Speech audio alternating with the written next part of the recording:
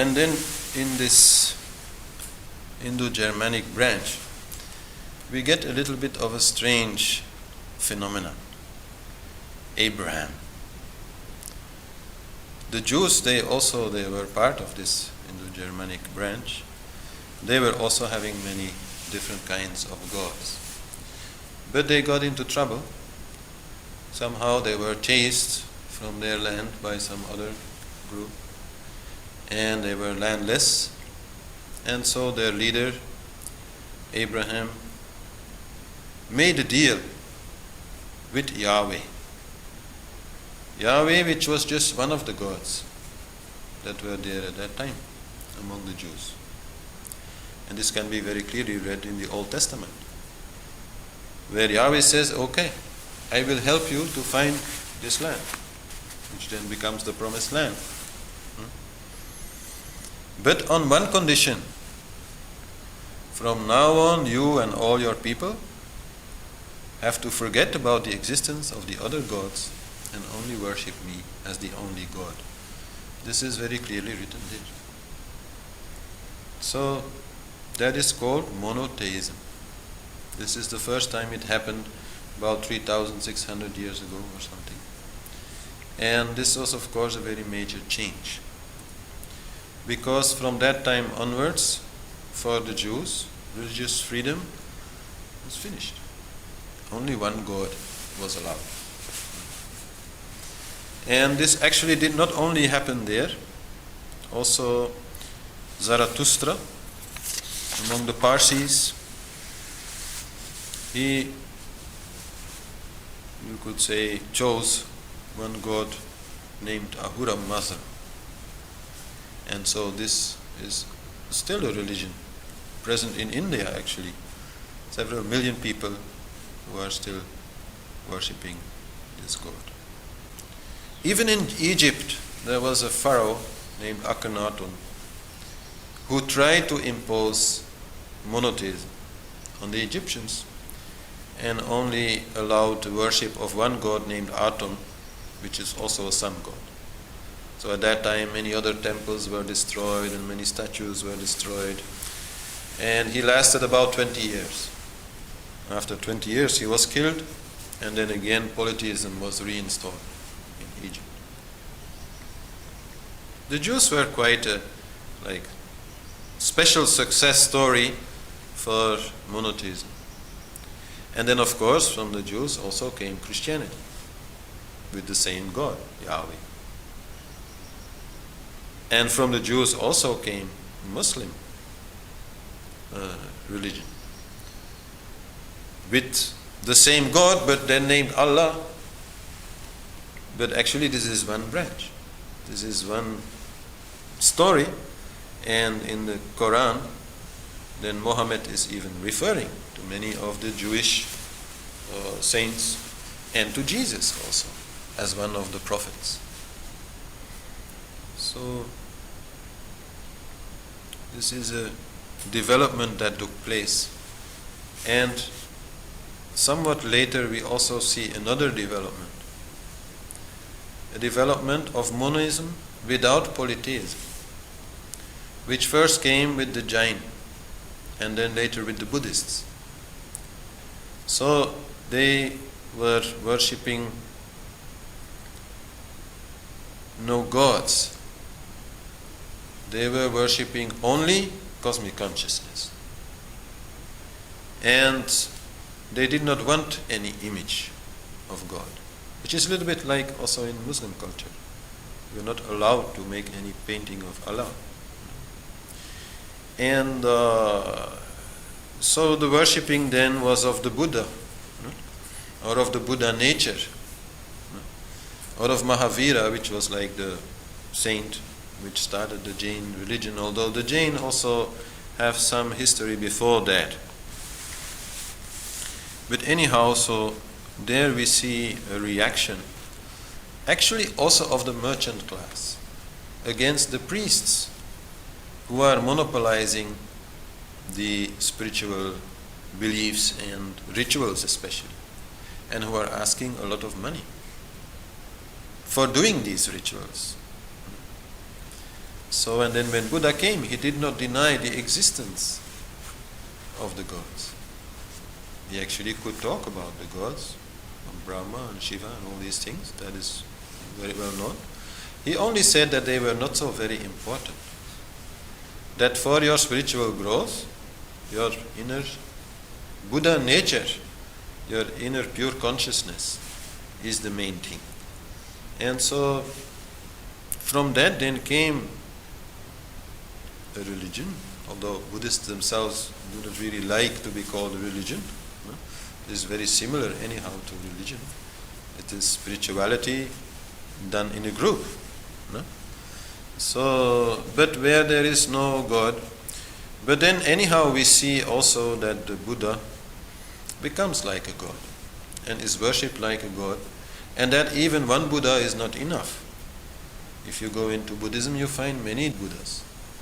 You find Shakyamuni Buddha, you find Amitabha Buddha, you find Medicine Buddha, you even find Tara, which is like a female Buddha, and you then have a white Tara, and you have a green Tara, and you have many different kinds of forms which are worshipped. So actually you get a little bit a similar kind of practice, only there more clearly related to the yogi, the yogi and the Buddha nature. Buddha is both a yogi, as he is the symbol of the pure consciousness. And this actually also then happened in Hinduism. Later on, there was Adi Shankara, who created Advaita Vedanta, which is now very popular in the West. Actually, this was nothing new. What he was teaching was known before as Jnana Yoga, the yoga of knowledge, the yoga of understanding, the yoga of vichara, self-study. But he brought it like a little bit in a more modern way, which is very typical Sanatana Dharma. This is always, all the time happening. And so he made this less religious approach to the divine, again very popular. And also as a reaction against the power of the priests, often associated with worldly powers, as we have seen it happen in all those cultures. Now we are actually coming to what are the problems. And of course the first and only real problem is the ego, always. My God. This is my God. My God is better than your God. This is the ego, who is looking for some kind of identification, who is feeling weak, who is feeling uncertain, and is looking for something to hold on to. And then the idea, my God, comes very naturally, you could say, very easily. And actually there, the problem with religion is not very different from the problem that you have in yoga in general. Because some people also say, my yoga is the best yoga. All other yogas are complete waste of time. Only my yoga will help you. This also you find. Even outside of religion you find it. So inside religion, quite definitely you find it. And not only, of course, because of the ego, but also because of the love. A bhakta, somebody who really has a lot of devotion towards God, in a particular form, because this is then used to have mind being engaged in the practice and so on, can fall so much in love that this love becomes like a blind faith.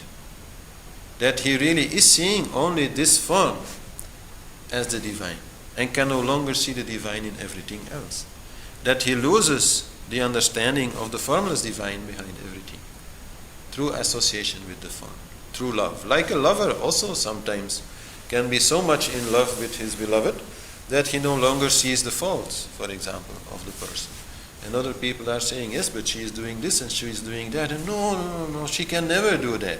This is also a kind of craziness which comes through lovers. And this craziness also a little bit can come through bhaktas. To be a bhakta is a little bit about being crazy. I'm not saying this in a negative way, but it's about losing the intellect. It's about stopping to think. It's about going completely into devotion, love for the divine, and completely disappearing in the mantra or whatever vehicle you are using, so that you can come into higher states of meditation. This is a little bit crazy what you are doing. So then from this craziness also comes this problem of saying, my God is better than your God. All that. My God is the true God. My God is the true God, your God is a false God. Yes, sure. Comes in many different ways. And there, the role of the priests also is problematic. Why do we need priests? Because priests are not saints. Priests are not yogis. Priests are people who know the rituals.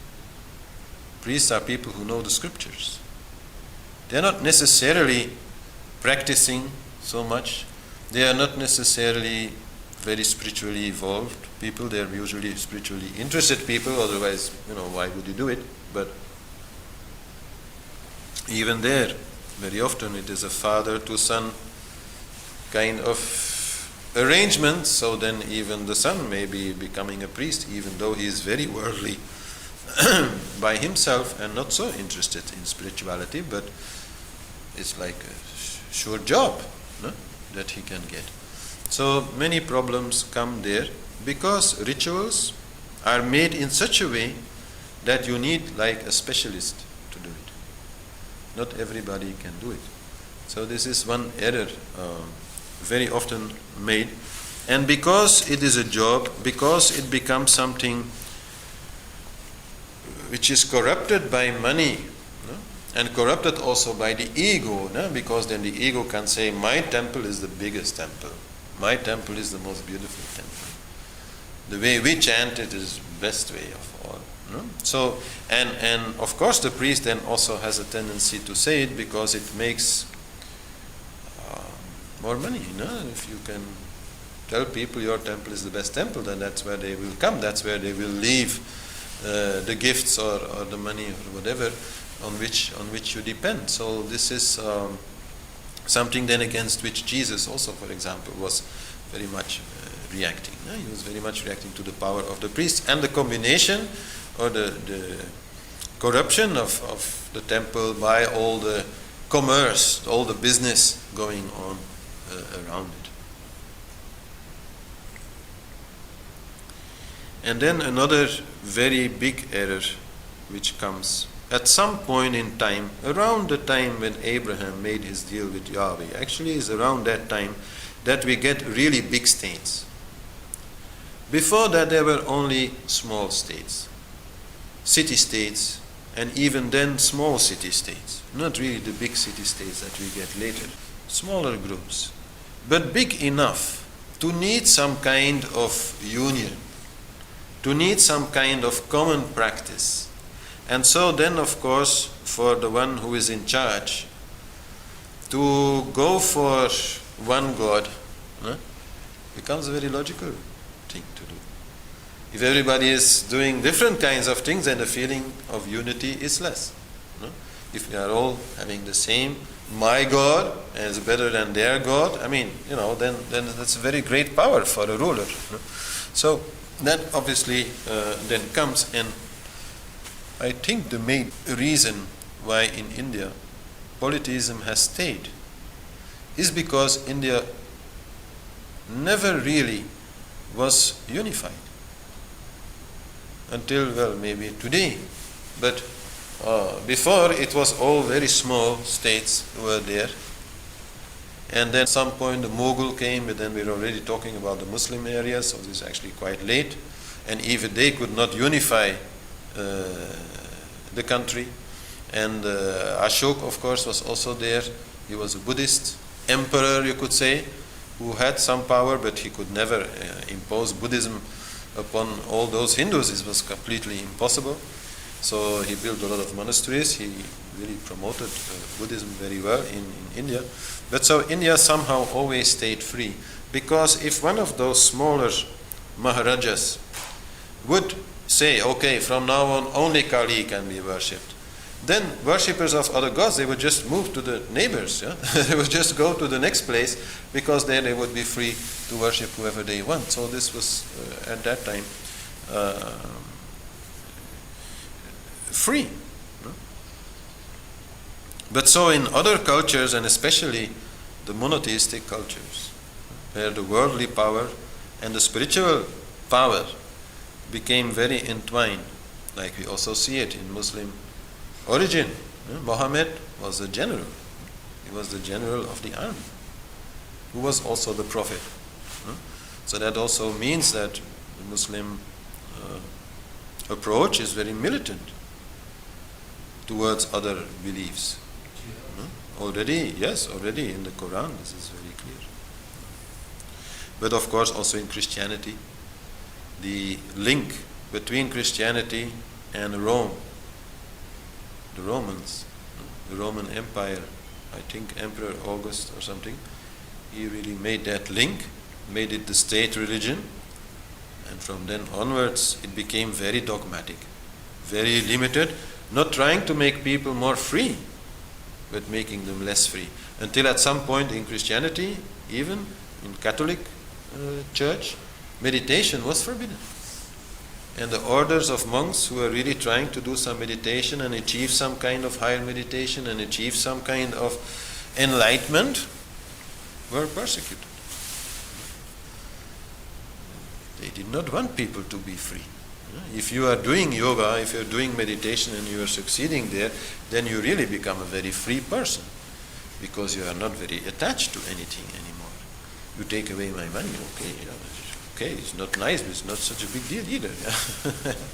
Even you cut off my hand, okay, but it's just a hand. No? So in spirituality this comes, so they did not want that.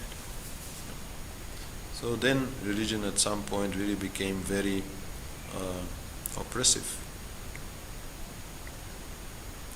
And in a way you can say also that an error was made, not only in blind faith, but on the other side also you could say in blind monism, in feeling that any kind of worship of a form is wrong, that any kind of worship of a river or an image of the divine is wrong. Like we find in some parts, not in all, but in some parts of Buddhism, and certainly in like modern Western kind of view on yoga and spirituality, where even you will find yoga teachers who say, oh, here we're talking only about yoga, not about spirituality, because they feel this is already too closely linked to religion. And only the formless cosmic consciousness, almost like scientifically proven to exist, is important, and the only path forward is through mind, through intellect, through understanding. So this is also an error. You cannot exclude the power of emotion, the power of love, and also you cannot exclude the spiritual world. As I said, this is what comes from the seers. This is what comes from the old age, that there exists beyond the physical world another world, many other worlds. Actually, most of them talk about 9 worlds, 9 dimensions, in which beings of other kind, more subtle, live, and with which we are in continuous communication. In the ancient view of the world, then apart from the people sitting here, there are also many other people listening to the story. So this is a very different view which you cannot have if you completely exclude any kind of rituals, spiritual practices, which precisely are a way to, let's say, communicate with those other worlds, to talk to these spiritual beings. So these are then the errors, and so then the question is, how can we do it? And of course, if it's just a personal question, then it's very easy to answer, because then it is just personal. It does not affect anybody else what you like, what you believe. If you want to believe in just one God, or if you want to believe in 300 million gods, or if you prefer to just talk about cosmic consciousness and focus on your inner light and all that, this is really no problem for anybody. There, the general rule in yoga is, whatever works for you is the best. So you just try out things, and sometimes you find, oh, this mantra, really, for me this makes such a big difference. Well, maybe before you've been trying so many mantras, and now suddenly, wow. And then you start looking up, what's this mantra, to whom does it talk, and then okay, you go in that direction. So as long as it is personal, it is really not so important. But as I said, even here, sometimes in this group, we are doing some things. We already did a few rituals together and so on. So then the question is how to do that? What to avoid? And we have one big advantage these days, which was also not there thousands of years ago. That is that we have a bigger capacity now for abstract thinking. This actually comes through the technological evolution and revolution that we have had. Now, almost everybody in the modern society gets basic maths, gets some kind of abstract thinking is learned there. In the old days, there was a lot of people, they couldn't count, they couldn't read, they couldn't write. Abstract thinking was more difficult. Now we have enough, you could say, intellectual capacity to understand and thus to teach the basic monistic view which is there in the original Sanatana Dharma, the basic understanding that we are all one pure consciousness. This is not very difficult to explain. You can take any group of people, you talk to them 1 hour, 2 hours, and after that they will agree. Yes, something is there. That is common to everybody, which is pure consciousness, pure energy, and in that way we are all connected. That everybody will understand. That is not so very difficult. So that is a big advantage. As long as that understanding is there, then also the understanding that anything goes, that there is no one form that represents all, is evident to anyone. And I have done this test in India. Once I was traveling there with some friend, and we were asking about 100 people which was their favorite god. So then we got like many different answers. Some of them were saying Lakshmi or some Shiva or Ganesha or Hanuman. And then we asked them a second question. We asked them, how does this god relate to the other gods? And we never found any Hindu who was not saying, oh, they're all the same. It's just one cosmic consciousness, blah, blah, blah. In whatever way they were saying it, it all came to the same thing. They understood the formless nature of the divine, and they understood that the form that they had particularly chosen was just a matter of choice. Just a matter of picking that with which they could mostly associate. Like some people like Hanuman because he's like very brave and very strong and very serving, and other people like Shiva because they want to be yogis themselves. So this is personal. So that then makes it possible to accept everything, like to do rituals in a more flexible way. Like it is actually mostly done also in Indian families and small ashrams. Like, of course, they have traditions, and then maybe at some point it is the birthday of Ganesha, and then they have some ritual. But if somebody in the family just has some nice idea to do something new, then everybody will like it. And it will also happen. If everybody, really enjoyed it, they'll do it again next year. So this is how to do it so that people can feel more free to have their own thing, whether it is their own form of the divine or their own particular practice or ritual or song or something like that. And this is very typical also in ashrams. like one ashram where I go very often. Every year when I go back there, the basic ritual, the basic puja of the morning and the basic puja of the evening has changed. Every year. Because yes, they are flexible, they are creative with it. It lives. No? It is a living thing. It is not fixed in any way. And there are also no priests. They are very aware of it, that everybody should kind of understand the ritual, be involved with it, and even if sometimes somebody can do something better, then also next time anyhow somebody else should learn it and do it, so that you're not becoming dependent on anybody and everybody feels involved.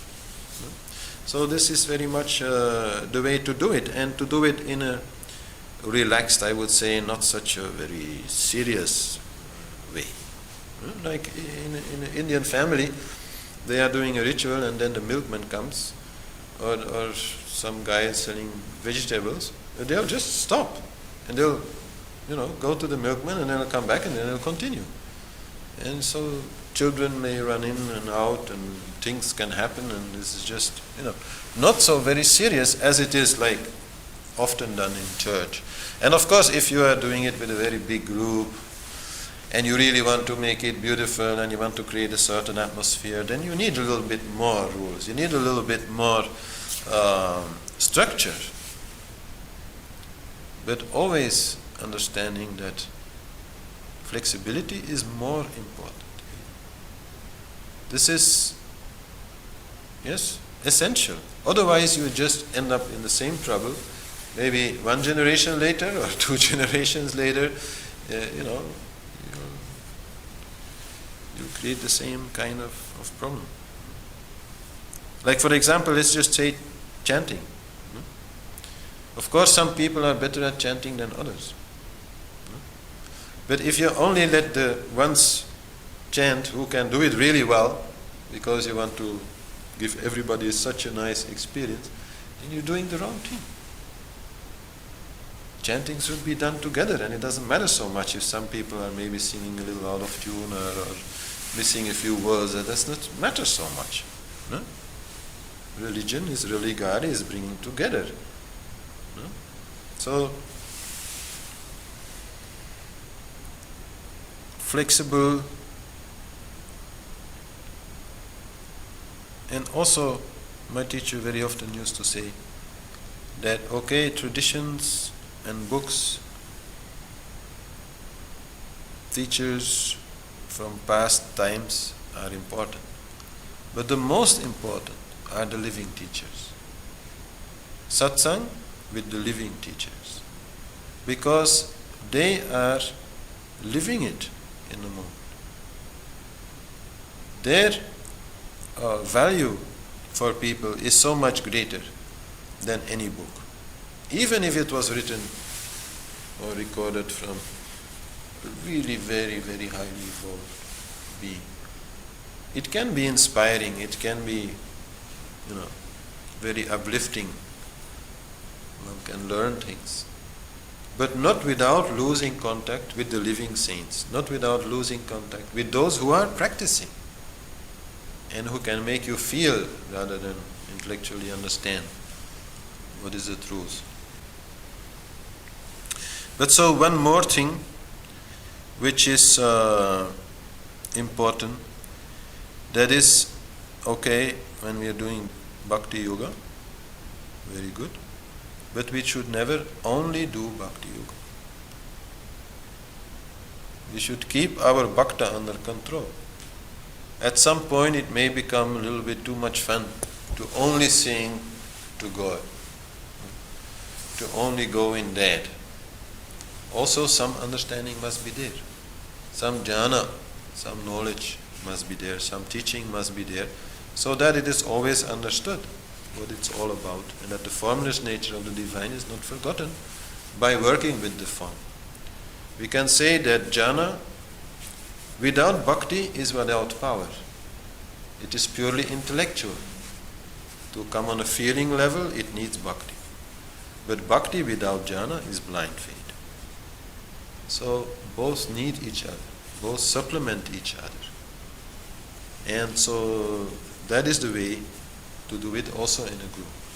So in a group there can be ritual, there can be chanting together, but there also should be teaching.